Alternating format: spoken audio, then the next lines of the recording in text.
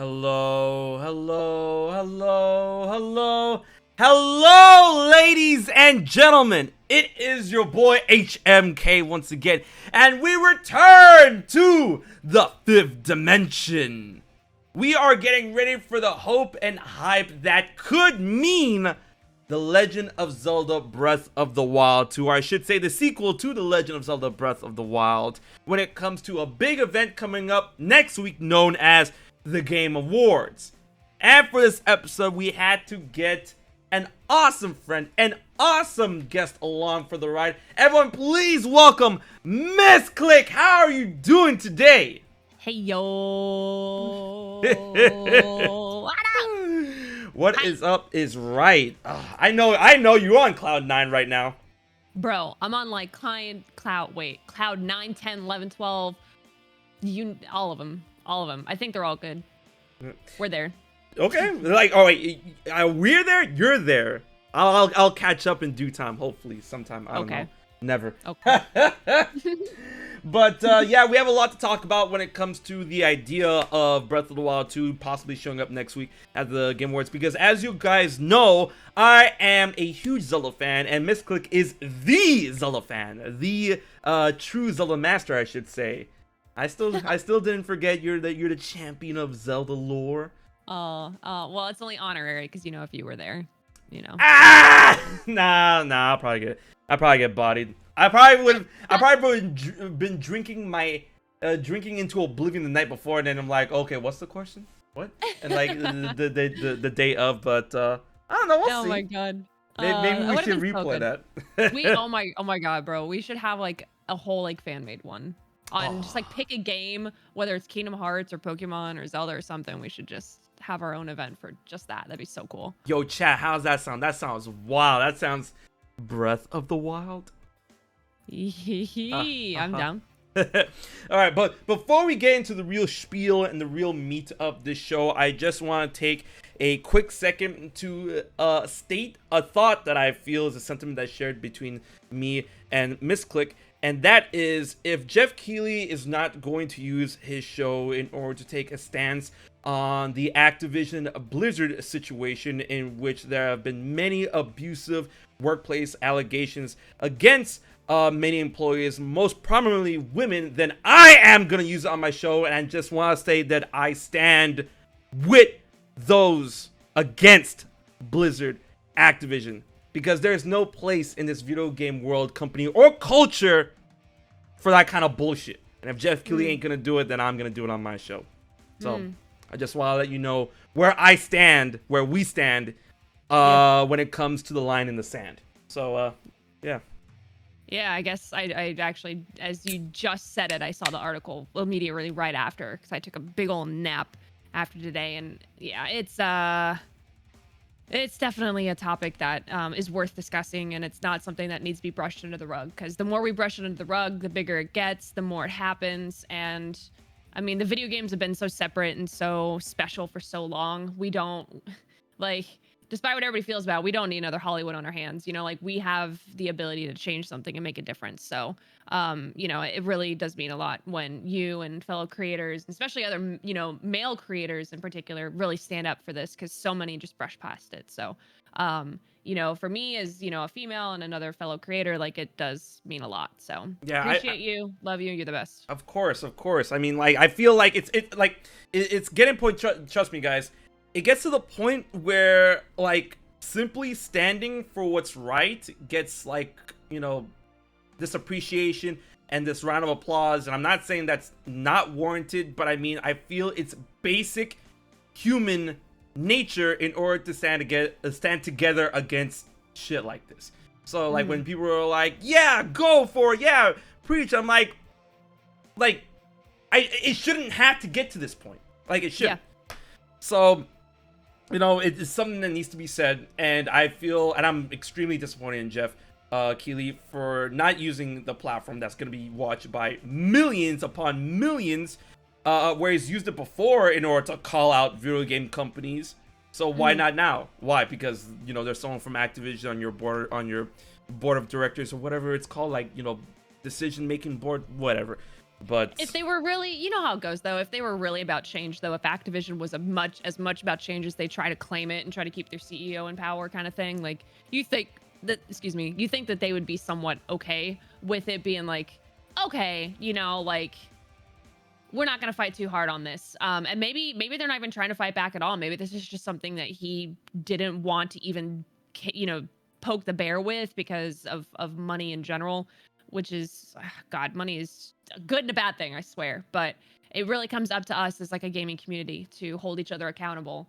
You know, if you see something, speak up. And when you don't see something like this, speak up. But please, you know, do it respectfully and do it with love and as much understanding as you can, because more hate is just gonna breed more hate. And honestly, like that just really hurts your argument and hurts what we're standing for. And reality, we're just trying to get people to treat other people with more love. So, you know, that's what I love, that you know, we can address the situation and talk like adults about it, but not ignore it.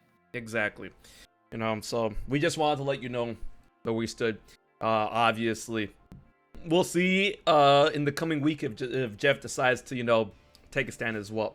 Now, when it comes to the whole notion of the Game Awards and, you know, its identity, popularity throughout the years and whatnot, we've seen year after year many reveals and many like announcements being made on the show when it comes to our favorite games and, you know, the possibilities at hand when it comes to The Legend of Zelda, which has had a home at the Game Awards for many years. And a lot of people, like, when they talk about the whole notion of Breath of the Wild 2 possibly being there or not, and I'm like, hey, listen, Breath of the Wild was there 3 years in a row, back to back, even when the game, after the game came out. And I feel that with the whole idea of this Game Awards being the biggest, the best, and having all these reveals and that everyone's like really hyping it up, is like, hey, listen, we hype it up years before, and I know we do, but this year is going to be special. And of course, we have all these varied presenters and whatnot. And Breath of the Wild 2 did finally get a release year this year at E3, and I feel that was one big missing piece of the puzzle that I actually did not put 2 and 2 together beforehand, because I was a big advocate for saying that the Game Awards 2 years prior was gonna have Breath of the Wild 2 possibly, and it didn't show up. But this year I'm feeling really good about it because we have the release year finally confirmed to be 2022.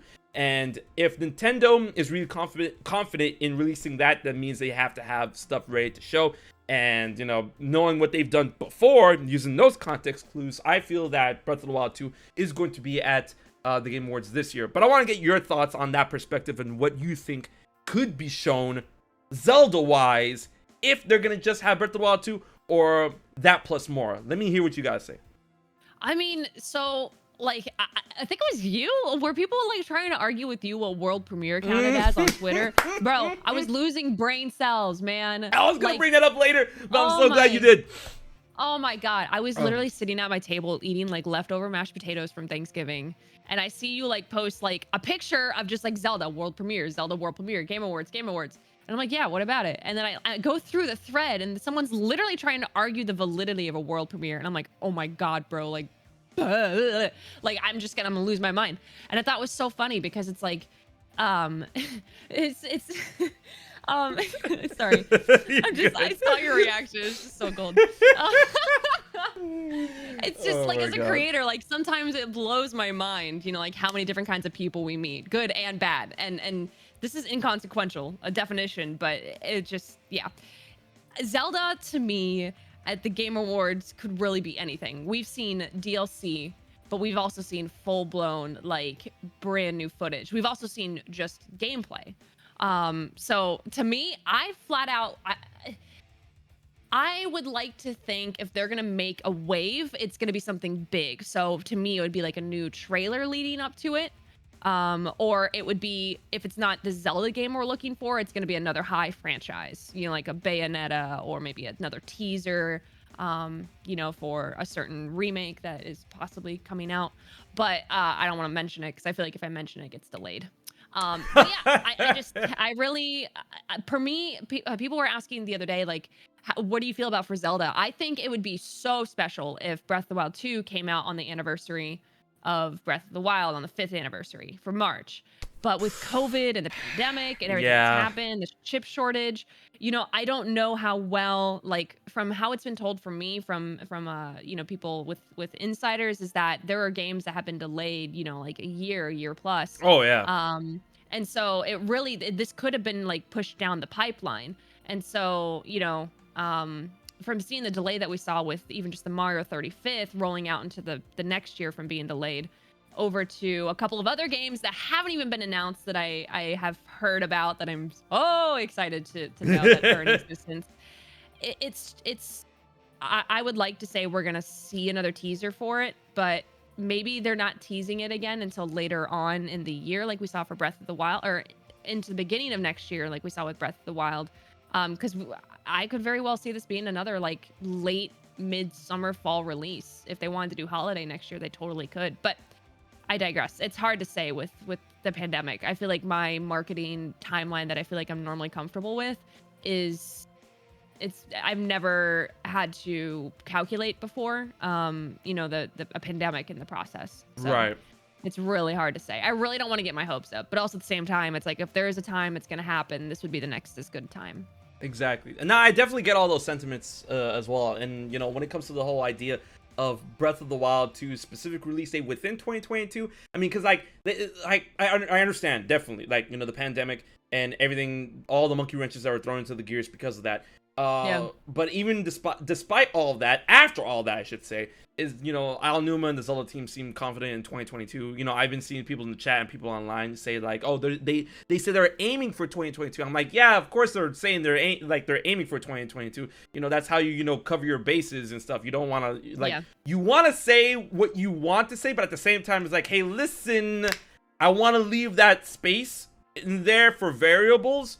And it's not like, it's not 2022 asterisk. It's like, maybe. No, 2022 is obviously, if you're going to put any type of release date, obviously you're aiming for that up until the game goes gold, right? Yeah. So I'm confident in the 2022 thing, because it seemed that Nintendo and a lot of other video game companies, for that matter, are taking more of an initiative to either announce the release date or announce a game close to its release, because thanks to the power of the internet, thanks to the power of social media, the world we live in right now, you can promote a game out of thin air with an extremely less amount of time, to the point where everyone buys it in a span of like months or even weeks. You couldn't do something like that back in the mid 2000s or the 90s and stuff like that, because the internet, the online superhighway wasn't as I would say sophisticated as it is now, to the point where marketing can get this type of virility. So I mean, case in point, literally Age of Calamity got revealed in September to be released in November, and they dropped that out of nowhere. No Nintendo Direct, no nothing. They were like, hey, listen, bam. And I remember Sky blowing up my phone, and he's like, yo, wake up. And I'm like, man, what do you mean? So I'm literally going to the bathroom, doing my morning ritual and whatever, and then I see a picture, and I'm like, this Breath of the Wild fine art looks fucking dope. And I'm like, wait a minute, Hyrule Warrior Age of what now? And then he calls me, was like, have fun. And I'm like, bro, shower, get dressed, what's going on? So like that, and that's not the only game that's done that. There's been multiple games from multiple developers that are literally like, hey, guess what? Bam, it's happening, and it's happening soon. So with that whole notion and identity, I feel that Breath of the Wild 2, which also has been in development since 2017, is way farther in development than a lot of people give it credit for, and that we're probably going to see something pretty substantial. So to add on to the whole idea that Breath of the Wild 2 could make an appearance at the Game Awards, I feel it's going to be a massive showing, because Jeff Keighley did say that, and then like I want you guys to put the math. Yeah, the 2.5 years thing. I want you guys to put the math together, that it's a world premiere that he's been putting together for 2.5 years, collaborating with the specific publisher or developer that he is yet to name. And then he goes on to say that, 2.5 years ago, which was around the time of E3 2019, a little before or after, whatever, that was the last time he was able to travel on a, world basis. Obviously, that's before the lockdown happened. And that's when he was able to talk to all his, peeps in the industry. And we all know, it's no secret that Jeff Keighley is like extremely close to Nintendo. And I feel that he could be talking about Breath of the Wild too, because like you said earlier, I feel that COVID really did put a monkey wrench into the whole promotion and development of said game, and that we were probably going to see more of that. Like, I feel so much so that, E3 did not happen last year, guys, right? And it didn't happen this year either, did it? No, it did. It did. What am I talking about? It did happen this year. It was definitely different, yeah. Yeah, it didn't happen last year. And I am willing to bet closing money that Age of Calamity was supposed to be shown off at E3 last year, but they couldn't. And then they were supposed to have a longer promotional tactic. They showed off at E3. Yeah. They promoted 5 months out, and then the game comes out. But they proved that they didn't really need to do that, because Age of Calamity came out and it sold 3 million copies in its first week. That's the power of Breath of the Wild, baby. But I feel that Breath of the Wild 2 could truly have like a big blasting opening, so much so that I feel we might get a name. Miss, I'm tired. I'm tired. Listen, like I'm a kind of tired person. I just kind of curl up in bed. I'm just like, wake me up when the news is here. I'm not sitting by the door anymore. And it's like, I want something to walk through the door for you, HMK. I really do. I'm tired, man. I'm so tired because, like, listen, I've if you guys already know, I've been content creating for a very long time now, and I was from the Zelda Wii U desert. I walked that desert with you guys in real time. I know it's but the thing is, Zelda Wii U, it rolls off the tongue better than Breath of the Wild 2 or the sequel to The Legend of Zelda Breath of the Wild. I'm so tired of that designation. I'm tired, bro. And then Bill Trinity was all like, oh man, spoilers and stuff. And you know what's so funny? I actually went back to that interview, and I'm like, yo, how big of a spoiler can it be? I went back to the interview, and all he says, that them subtitles say, you might know a little bit about what's going on. So, I mean, at the same time, I feel that Breath of the Wild 2's true subtitle isn't that big of a spoiler, but it definitely drives the identity of the game, which we still are up in the air about. Because all we know in terms of story or identity of Breath of the Wild 2 is that obviously it's Breath of the Wild 2, we're coming back to the same Hyrule, we're going to the sky, and Ganondorf is back, right? That's and those are just 4 points. And Link gets a new arm, but whatever. I feel that there is still a very big thing, and then he actually said this in a separate interview that year, where he's like, oh, it's unfair to make the comparison of Breath of the Wild to Breath of the Wild 2 the same way people make the comparison of Ocarina of Time to Majora's Mask, because he feels that Breath of the Wild 2 will have these big things that will set itself apart from Breath of the Wild in establishing its own identity. And I'm like, kind of like how Majora's Mask did. What's that supposed to mean? But I get what you're saying, but whatever. Even just the sheer fact we're gonna be in the sky, though, Breath of the Wild was so cool, but it really was about the terrain. It was about climbing. We even were limited. There was really no underwater swimming or underwater levels. It was all ground surface for the most part. The only verticality you really got was if you were climbing up a mountain and paragliding down, or if you were doing, glitches or speed runs or something, and throwing the freaking carts up in the air and sending yourself thousands of feet, there's a lot to it that they really kind of restricted us on. So I think even just seeing Link fall from the sky and get those Skyward Sword vibes, is something that's truly going to be a sight to behold. And I don't know, even just the possibility again of Fi, making another appearance again. Oh, yes. So bittersweet, Fi. Yeah. I something tells me, something really, really tells me, and I'm making a theory about this, it's already in production or whatever. Something really, really tells me that Breath of the Wild 2 is going to borrow a lot more elements from past Zelda games in a bigger ways than Breath of the Wild I'm down for did. that. And I feel that, when you brought up Fi, we're gonna, Ganondorf is back. I feel like Fi is gonna come back. And, look, listen, I'm not crazy, Miss. I'm not crazy, okay? The color green is doing something to me, man. Like, listen, I understand, like, oh, green for the hero. I'm like, listen, the arm is a different type of green. It's a green that we've seen before. You guys know what green I'm talking about. I'm talking about Twilight green. I'm telling you.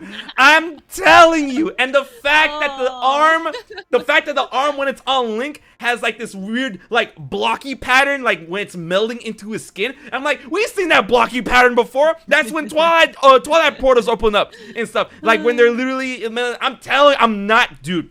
So like you're not wrong though to pull that color scheme out of recognition though, because that's not a color we recognize in Breath of the Wild really at all. I think the only faint glimmer of that color we get is when the monks disappear after you solve a shrine. They just kind of float away and disappear. So it's like, well, are they being held alive by something also? Like there's so many ways that you could take it. But if oh my god, if Twilight timeline kind of came back into it, boy, so many people would have breakdowns. It would just be absolutely magnificent. I really feel that Breath of the Wild 2 is gonna have like big, and like this is the argument I'm gonna put into play, and people are gonna be like, but the Japanese version. I'm like, yo, fuck, no, the Japanese version I understand, but we're talking about the international version, which Nintendo decided to do something, whatever.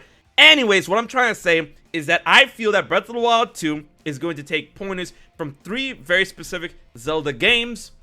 Maybe more, but then we'll have to talk about the whole Dragon Break notion. Sure. Yep. Where I feel that Skyward Sword, Ocarina of Time, and Twilight Princess are gonna bleed into Breath of the Wild 2 in big ways. And I would add in optional Wind Waker. Just in case too. That's the Dragon Break part of it. Exactly. Because something tells me, like, it's something in my gut, and I'm making this video now, guys. Trust me. Something in my gut is telling me that Link is going to have to relive points in time where he's used the Master Sword to fight Ganon, and obviously an extension, the Source of Malice, which is Demise. And those games, if we're gonna Dragon Break this, I feel that we're going to revisit parts of the hero's past when it comes to Skyward Sword, Ocarina of Time, Twilight Princess, Wind Waker, and A Link to the Past specifically. Okay. Right? Oh, giving me goosebumps. Because I mean, Wind Waker is like very important to the whole notion. Like that's the end of Ganon and Triforce and Master Sword for that timeline. But then something that is very big, which you can find in 2 timelines, and that's why I'm like, are we gonna Dragon Break this, or are we gonna stick it to 1 timeline? Because if like this is a notion that is what's the word I'm looking for? Misconstrued a lot within the Zelda theorists and community and whatnot, is that obviously we saw the mural of Ganondorf and his followers in the cave in the first trailer of Breath of the Wild 2. But Ganondorf was using, on horseback, Ganondorf was using the Trident, which is a very staple, popular weapon for Ganon and Ganondorf. However, a lot of people misconstrued that, in his appearances in Ocarina of Time and in Twilight Princess, Ganondorf never used the Trident, which is true, because he opted for either his own power, the power of the Triforce, and when he transformed into Ganon, he used 2 swords, which were in the shape of tridents, which was a very nice way to allude to that, and then he used the Sword of the 6 Sages in Twilight Princess. However, in the child timeline, in 4 Swords Adventures, which is after Twilight Princess, the backstory of the game confirmed to have a reincarnated Ganondorf who stole the Trident of Power from the Pyramid of Power in order to become Ganon in 4 Swords Adventures. So we have Ganondorf using the Trident within the child timeline, which can bleed into Breath of the Wild 2. But we have to wait and see. But I just had to go off that tangent really, really nasty, because I'm telling you, something in my gut is telling me, yo, people really sleep on how important Ganondorf returning in Breath of the Wild 2 is. Like, that's such a big deal. That's such a massive deal. It's also the fact too of like where it's placed in the lore itself, where even Urbosa is just like, we haven't seen or heard anything, since it was like rumored, like even she's just not like, oh, I knew the guy. She's like, no, even it was rumored that he was once a Gerudo. Like he's been gone for a bit, you know what I mean? So it's it's been a hot second. we've actually seen the skin and bones, you know, walking around. So I think it's going to be really, really cool because I also feel like possibly in the Breath of the Wild fashion, we're also probably going to be getting, you know, a lot of flashbacks. So seeing rehydrated Ganon and maybe even like, is he super intimidating? Is he super charismatic? Like, what's his take? What's his personality? What's his influence, you know, kind of on the land, you know, was he more of, you know, charming and suave, or was he very much like a warlord, you know, as we've kind of always seen him before? So yeah, seeing little elements like that kind of add together and hopefully come together for the final result and see our big scary man finally back in action. Like, man, I can't think on it too long, because then like all the hairs start raising up on my arm and then like I just start like salivating for some reason. It's just like yummy, give me more Zelda lore kind of thing. Is that weird? I don't know. No, it's not weird. I'm the same way, because I'm salivating to see what Ganondorf is gonna look like when he's not, you know, a mummy. Because from that, and can I say how good that trailer was? Oh my god! Like, which one? They're so good. No, the trailer for Breath of the Wild 2, the first one. That trailer was first one. Phenomenal.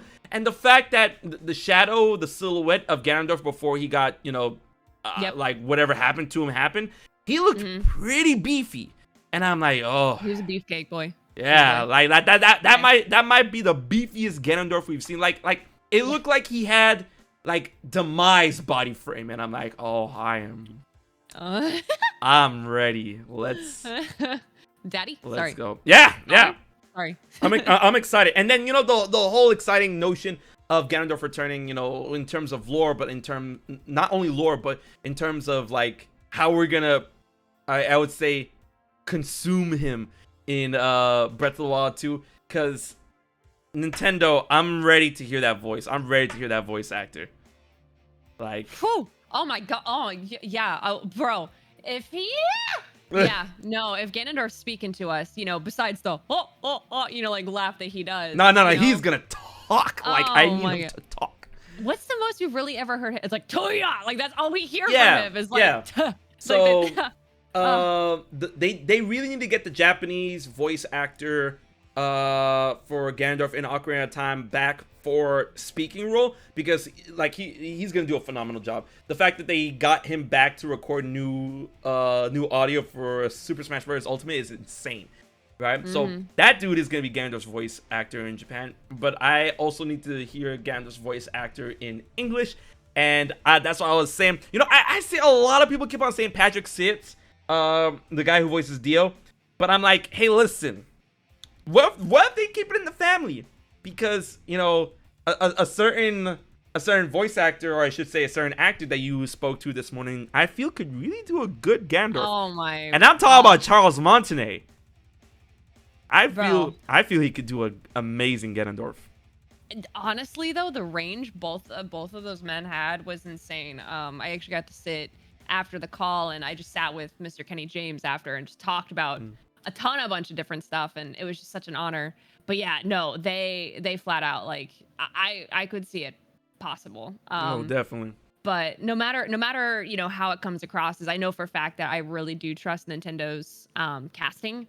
I think they've done a superb job bringing these characters, you know, to life. And I think other than Link himself, you know, Zelda was a very debated, you know, choice for voices and how drastically it changed between regions. You know, if Link got a voice, that would be just, the world would set on fire. But Ganondorf, I think, is by far like the biggest next voice to really, like, people are very curious to see how this is gonna go. Like, even just how he enunciates words. What's his, you know, his pacing, his cadence gonna be like? You know, Cadence of Hyrule. No. I get. Yep. I can't wait, because I know for a fact, like, I'm ready to be intimidated. I'm ready to, like, go to bed after playing that game and then, like, just dreaming about this man trying to kill me, and, like, not in the good way kind of thing, you know? Man, I'm honestly excited. And for those who don't believe that Charles Martinet could really be a really good Ganondorf, you should definitely see him how he portrays Parthenax in Skyrim. So Yeah. listen to that audio and then come back to me and tell me that he wouldn't be a good Ganondorf.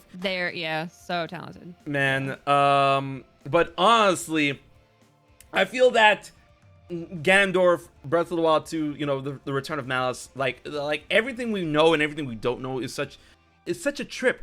And I feel that the Game Awards has all that potential in order to finally, you know, I would say reveal, like, you know, like lift the curtain on Breath of the Wild 2. Because I feel like even though we got 2 trailers, we got some gameplay, we got the confirmation of Ganondorf the Sky, a bunch of other good jazz, I feel that the curtain hasn't truly been lifted on the identity of the game yet. And, you know, when you were talking about earlier how, you know, the lockdown really put a damper on things, especially when it came to Super Mario's 35th anniversary being pushed into the next year, I feel like, you know, why can't that happen with Zelda? Because a lot of people have been wanting a big 35th anniversary of Zelda. We haven't even got a logo for the 35th anniversary of Zelda, and people were like, oh, why should Zelda do it? I'm like, 1, Zelda's one of the biggest video game franchises of all time, and then 2, Mario did one, so I feel that we're still due for one, and it's not unheard of that video game companies, you know, bleed their anniversaries into the following year because they want to position a possible release in a better way. And if Breath of the Wild 2 is coming out in 2022, they can easily do that. They can easily, I like, you know, and this is like hoping for a lot, but this is like, I feel a prime time for the Game Awards to not only show a Breath of the Wild 2 trailer, but also possibly kick off the Zelda 35th anniversary for like bleeding into 2022. And Breath of the Wild 2 is going to be like front and center for that. So we'll get a name. They'll like, promotion for this game into the release of 2022. And then the 35th anniversary, maybe a concert or 2. I don't know. But I feel that's, you know, it is a good, you know, idea. But before we continue, Roy Kinu says, what's the best game to start the series with? Never played Zelda.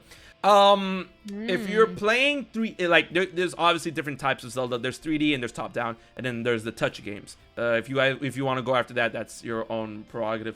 But I would start for 3D games, Ocarina of Time.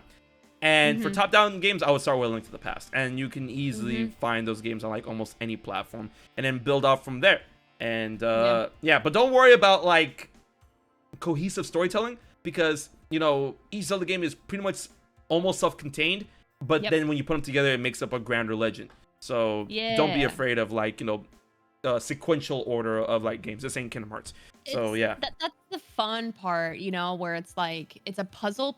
It's a puzzle, so everybody's gonna like solve it in different ways. You know, they're gonna put certain pieces down first.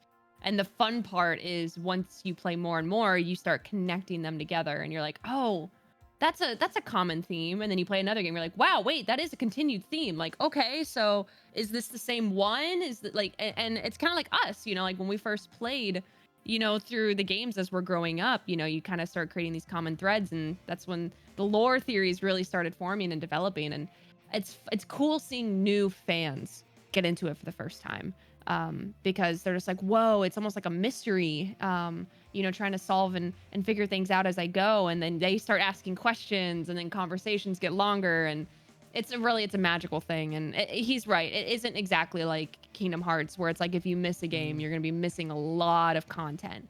And that's, you know, a game series that is well done in its own right too. They're just different styles, you know? So for Zelda, it is a little bit more lax in the sense of like, hey, you can't get a hold of this certain game. Okay, I'll play this one in the meantime. This one's easier to get, you know, and you know, come around. I usually always tell people the only tough part is I usually recommend playing the older games first. That way you can kind of see how the series has developed and how the controls have evolved. And that way, you know, some people aren't as patient with older controls. So I usually say like save the most recent for last, so you can kind of see where we're at now. But again, it's always up to you. Breath of the Wild was so many people's first Zelda game, and they've gone back and they've still enjoyed it 1000%. Bro, it's all in your personal preference and your patience level. Man, it's just I love, like, Zelda was always on like such a big pedestal and like had such a wide reach, but after Breath of the Wild, that game literally took Zelda and put it on the map in a way that it never was. Crazy. And this was Zelda we're talking about. And I'm like, and I can't believe people still think that Breath of the Wild is not a good game. That's so funny. Man, like, honestly, who? Give me their names, and I'll take a mental note of it and probably do nothing else about it. I just want to judge them silently. Oh, you want one? I got you. Ultima. What? Yeah. What? Yeah. What are you saying to me? Okay, bud. All right, that's no. He Ultima wants to keep that to the chest, and I'm like, well, no, he's not trying to keep it a secret, but he's like, he puffs his chest, is like, Breath of the Wild, man, I could be playing this or that Breath of the Wild. I don't see the big deal. And I'm like, ah, man, got it. So, man. But moving a little off the Breath of the Wild 2, we're gonna get back on that train because I mean it's Breath of the Wild 2. Like, it's a game that needs to win most anticipated game at the Game Awards, and if it doesn't, then what the hell? But I mean, it's tough, bro. It is tough. Those games are really good. Yeah, I could totally see. It sucks, man. Like, I love Breath of the Wild. But I could totally see, especially with the way that the audience tends to gauge and gear towards the Game Awards. You know, I could totally see something like God of War taking that home. And I don't know about God of War. I'm thinking more like Elden Ring.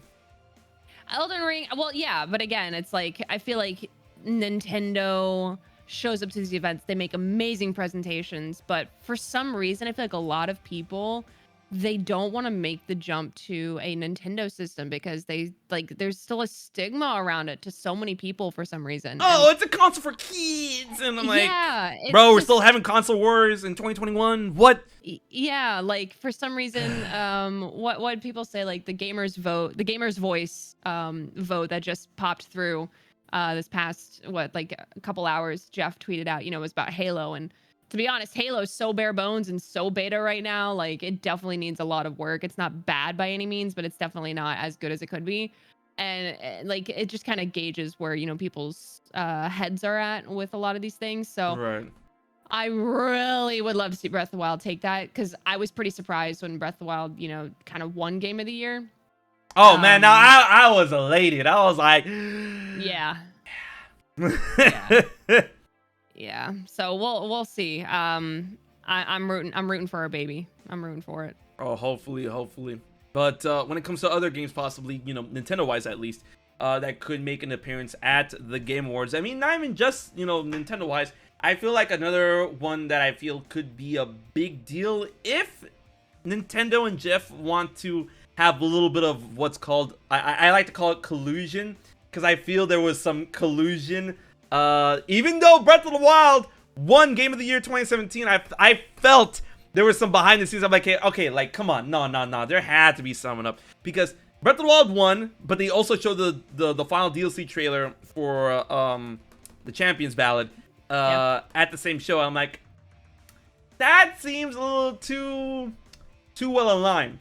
So what I'm saying is, like, a certain Metroid game got nominated for Game of the Year. Thank God, Metroid Dread. That's what I'm rooting for. Let's go, right? Yes. Metroid Dread got nominated for Game of the Year. Who's to say, Miss, that maybe, just maybe, if Nintendo really wants to go balls to the wall and show us more of Metroid Prime 4 at the Game Awards? If they're not showing us Metroid Prime 4, they're going to show us Remake for 1. Definitely. Remake for 1 specifically? Like, I don't need a remake for 1. I just need an up-res trilogy. I'm good with that. I think from what the rumors have been going around right now is that the remake for 1 is, like, basically done.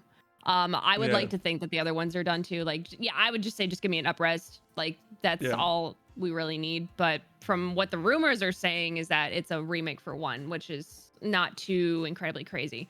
But if they wanted to give us a trailer about it to lead up to it, I'd be fine with it. But I haven't heard anything as far as Prime 4 with the development from literally anything, like any rumor, any inkling, no whisperings of nothing for it yet. They straight up had to restart development for that. That's crazy. I want to see that scrapped project so bad, like the one from Bandai. I would love to see that one day. Like, we have to make that our goal in like 15 years or 10 years or something. Like, we have to go digging. There's gonna be some tell-all book, and it's like, oh, here are some concept arts from the restarted project when it was under the hands of man. Guess time will tell. But I'm excited for the whole idea of possibly Breath of the Wild 2 and Metroid Prime 4. I mean, like, honestly, the sky's the limit.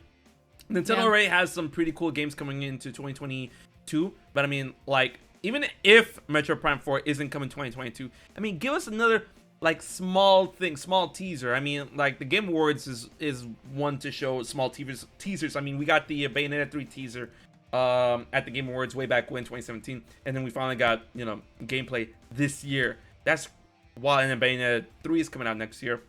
But another game that I feel could make an appearance, and I'm like, listen, people are like, why all these Nintendo games? I'm like, hey, listen, Jeff Keighley not only has a good relationship with Nintendo, but has stated that we have like 40 to 50 world premieres, and that completely new premieres are in like the double digits. So I mean, like, come on, yo, the show is like what, 2 hours? Yo, go balls to the wall.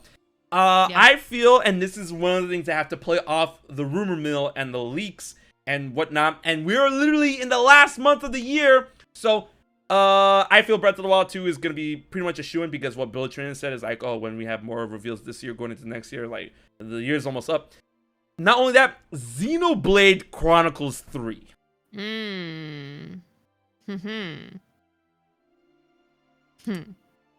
What's with the huh? Bro, listen, I don't know nothing for certain. I don't know nothing. I just, yeah.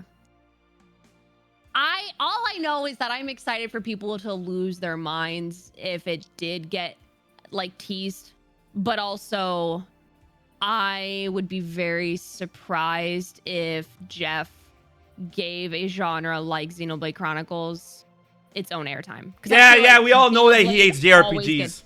He hates JRPGs. I feel like that, like Tales of Arise, like even just Monster Hunter in its own form. Like I feel like they always kind of like get glossed over. So I just, man, I know people would cry like flat out, and bro, I feel like I'm so cynical. Like, why am I so cynical, HMK? I don't know. Like, what do you got against Xenoblade? I don't have anything against it. I'm just saying, like, I think the show, like the Game Awards themselves, oh, okay, yeah, have something against it. You know? No, I do. No, I a lot of people get that idea that for some weird reason the Game Awards just doesn't like JRPGs. Like in whatever. We're the West, you know. We're cool. Like we got our Like, don't get me wrong. I love FPS. I love the shooter genre. Yeah. It's Oh my God, the favorites. Game Awards always has all these shooters and stuff, man. Like. Yeah, but it's because they're definitely catering to the West, because FPS and sports games are like the majority of casual gamers who, you know, are gonna, you know, like that's like their diehard, and a lot of content creators, like they revolve around the Call of Duty, the Halos, the, you know, the battle royales, and that's fine and all, but also at the same time, I feel like because there is so much money behind it because of the sheer numbers, that's what ends up getting a lot of the spotlights. Call of Booty. Oh my goodness. But and that's the same reason why, guys, like trust me. I would love to see anything Kingdom Hearts related at the Game Awards, but I doubt it. Heavy doubt. Like 10%. This is like on a scale of from 0 to 100%, how do you feel, how likely do you feel Kingdom Hearts to show up at the Game Awards? And so like 10%. Bro. Like, bro, like we're gonna have kids by the time you hear something about the next one. No, don't. Man, first of all, no. Like MissClick trying to trigger me with the memes about like, oh yeah, Kingdom Hearts 3 took 10 years. I'm like, no, it didn't. And then second of all, no, you're right. You're right. But I just want to get a rise out of you. Of course. Yeah. Kingdom Hearts at the Game Awards, I don't believe so. But I will say this. You know, Kingdom Hearts does have a home at Jump Festa, which is happening this month. I think the 17th and 18th, or the 16th and 17th, whatever. It's happening this month, and Kingdom Hearts always has a home there. So I mean, like, if they're not gonna be at the Game Awards, don't be mad, don't be sad. You know, there is like, it was never really a shoo-in to like even think about. Just look forward to Jump Festa this year, or I should say this month. So like, you know, Nintendo games, that's a different story. But Kingdom Hearts, I don't know. But I mean, like that just boils me. Like all these other RPGs, that could really have like a big showing at the Game Awards, but just for some reason it isn't. But at the same time, you know, Jeff did really bring home the bacon with Elden Ring earlier this year, but then people argue it's like, oh, Elden Ring, isn't Elden Ring being like co-written by I keep mixing up their names. Development? Like, no, like it's being written by a famous writer, famous fantasy writer. I don't want to say the wrong thing and then people like sandbag me. Were they saying George R. R. Martin or something? I think, is it George R. Martin? Yeah, George R. R. Martin. I wouldn't know. I don't know, to be honest. So I mean, like that could be like, oh, that's the reason why they showed off at the Game Awards, because we have, you know, a Western writer attached to Elden Ring. So you know how he feels about them Western writers and their Western actors and all that good stuff. I think it'll be interesting to see, though. I mean, I really am excited, and whether Breath of the Wild is, you know, windowed to come out early next year or later next year, like I really would like to see. I would really like to hold out hope that we're going to see something about it to, you know, this month. Especially, I mean, yeah, didn't Trenin say that we would know more about it later on? Yes, within this year into next year. Yeah, he said that. Yeah. So I mean, if there's a good time with all eyes, like this would be the time to make the splash, kind of thing. Definitely. Other than that, like I say that, but like literally one of the best video game trailers of all time was just a randomly dropped trailer, you know, in like, what was it, January or February of 2017? Yeah. Before the game actually came out. So it's definitely, it's hard to say. I love the fact that with Nintendo though, like they kind of are predictable sometimes, but then they're completely unpredictable. Yeah, like, yeah. Like 40% of the time. So it's like, oh yeah, track record, and then it's like, wait, what? And then something completely comes out of left field. You know, Age of Calamity, again, like you said, just completely on its own. You know, you had to go through a whole shower thinking about what the heck is going on, you know? And we never would have thought it was a prequel, you know? And who's to say? Like, Nintendo just kind of does things their own way, but yeah. As long as Cyberpunk doesn't win RPG, I'm good. Man, I had a heated argument earlier with my boys about Cyberpunk. About it? Yeah, What's no. Heated about? No. We all agreed. I'm like, we all agreed that it was like, one, why is it there? But the argument was, and this is my argument, and I feel like I don't want to open this can of worms. I'm just saying perspective and whatnot, but I know I'm gonna hear it somewhere, some way, somehow. My argument was that it's not an RPG. It has RPG elements, but it's not an RPG. Their argument was, it is an RPG, just a very bad one, and that it doesn't deserve to be there. Like, I say it doesn't deserve to be there on the merits of, one, it's a bad game, and two, it's not an RPG. They said it shouldn't be there on the merits that it is an RPG, but a bad one, so it shouldn't be there. That was the argument about. So I think that no matter what your intention was, right?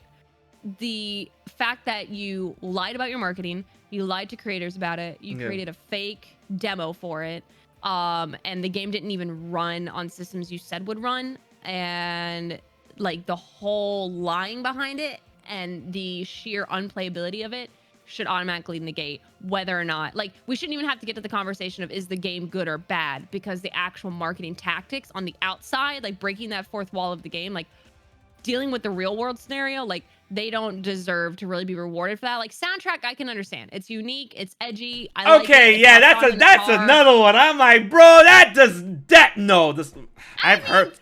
the soundtrack. No.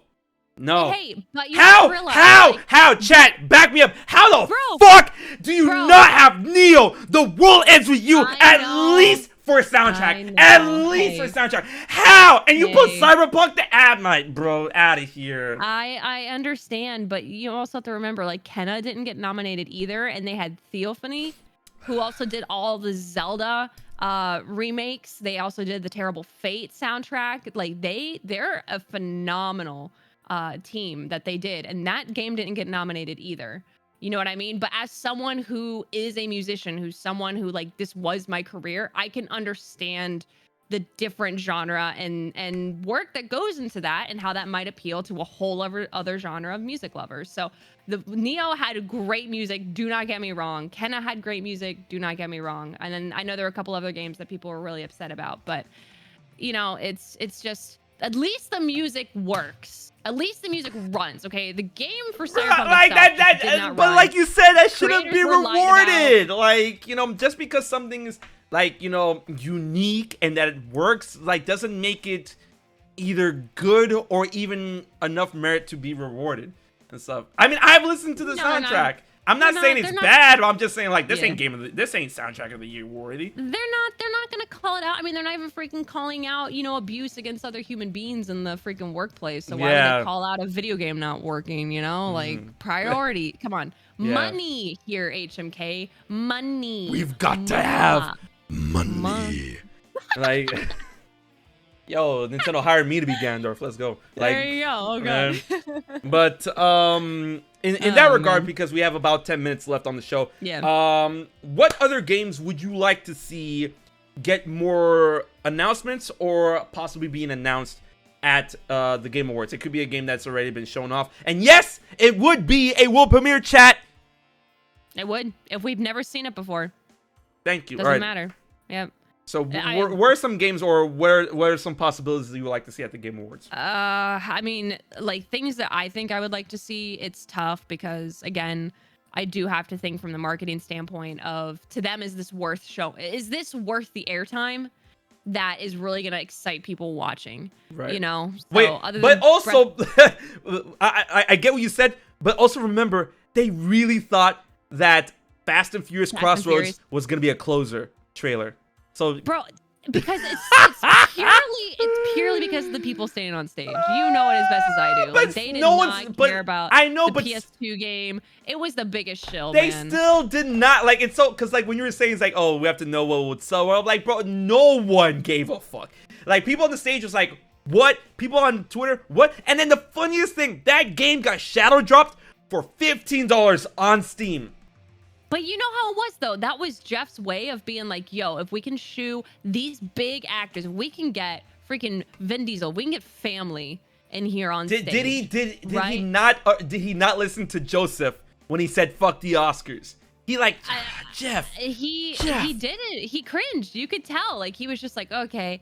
But now he uses them, you know, obviously as like publicity. Like, people, the gamers, he's kind of manipulating us in a way.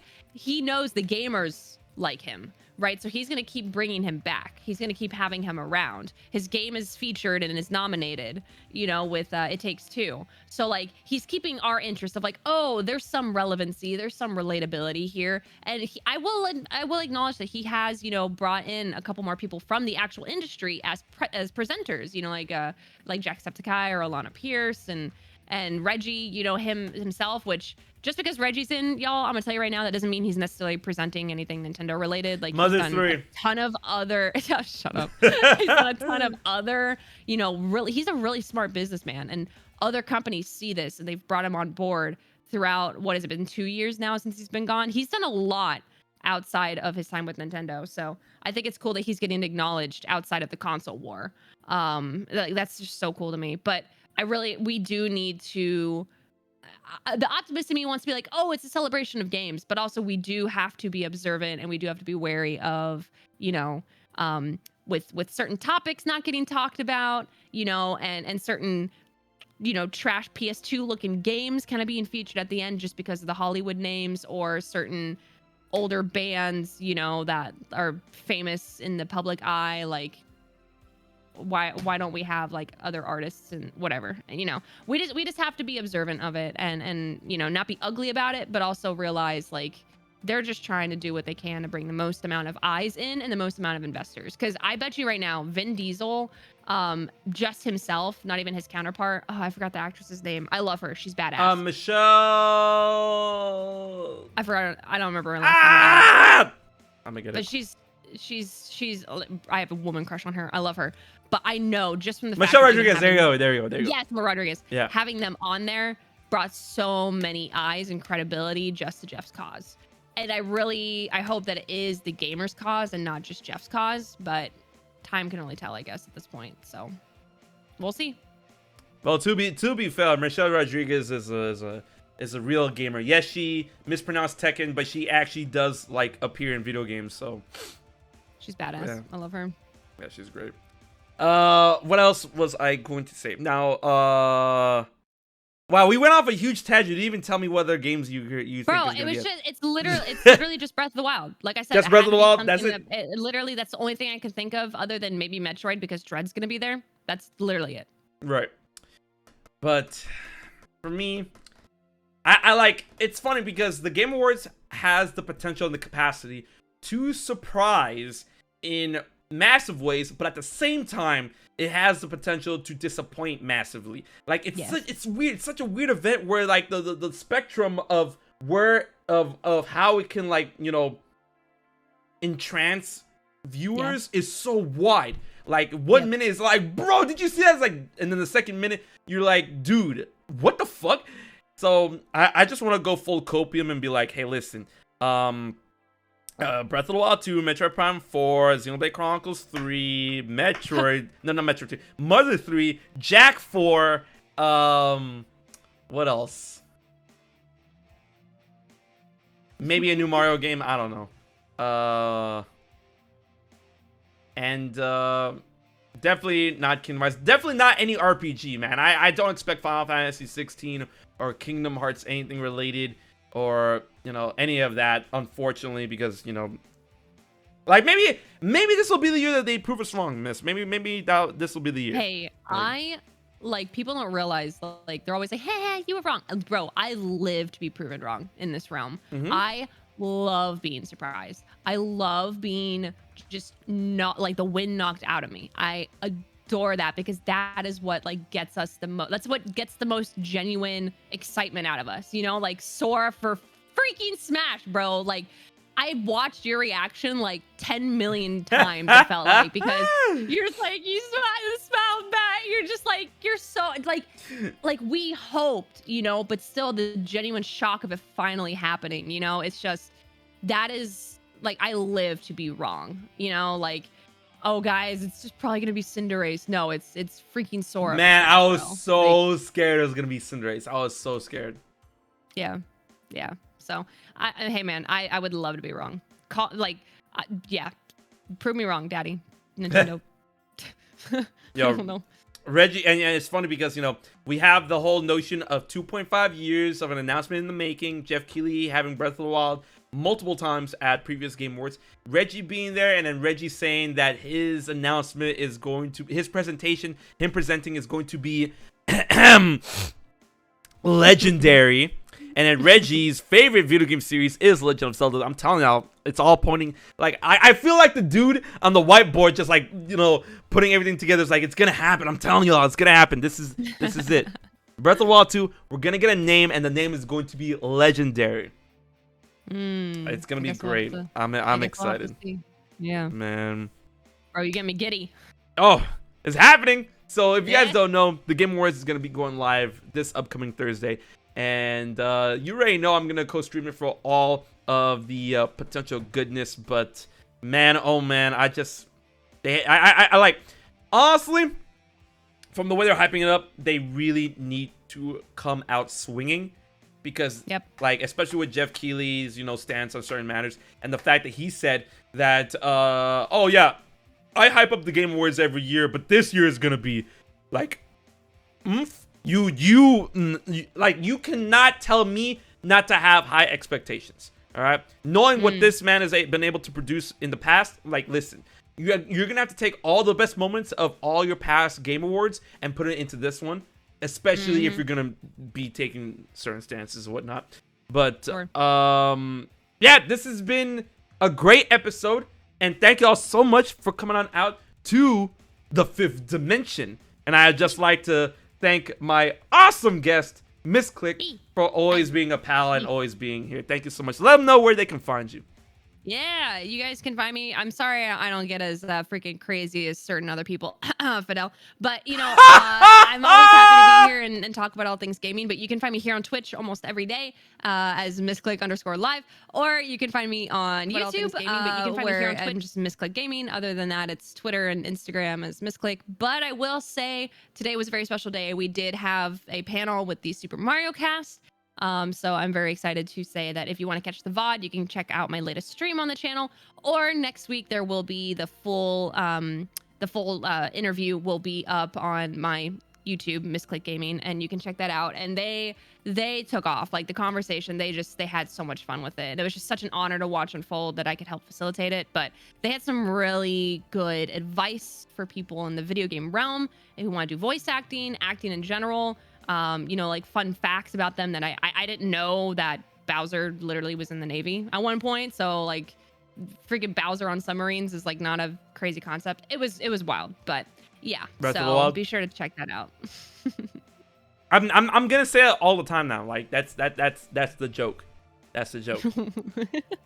All right. So before I toss out to the win, as you guys know, the Fifth Dimension is not only a show, but it's also a Twitch stream that I run. So we're gonna go ahead and raid another member of the Fifth Dimension, who is a team that's filled up with up-and-coming aspiring content creators, and we're gonna go ahead and raid Sumi1717, who is currently streaming Final Fantasy 14 online, because you already know that Endwalker has released. So we're gonna go and show Sumi our love and whatnot. And thank y'all so much for coming down to the Fifth Dimension. I will see you next week for the fallout of the Game Awards. Depending on if Breath of the Wild 2 gets shown off or not, you can have an idea who's going to be there next week. So until then, this has been HMK and MissClick. And as always, be brave, dive deep, and enter the Fifth Dimension. We will check you guys later. Bye-bye.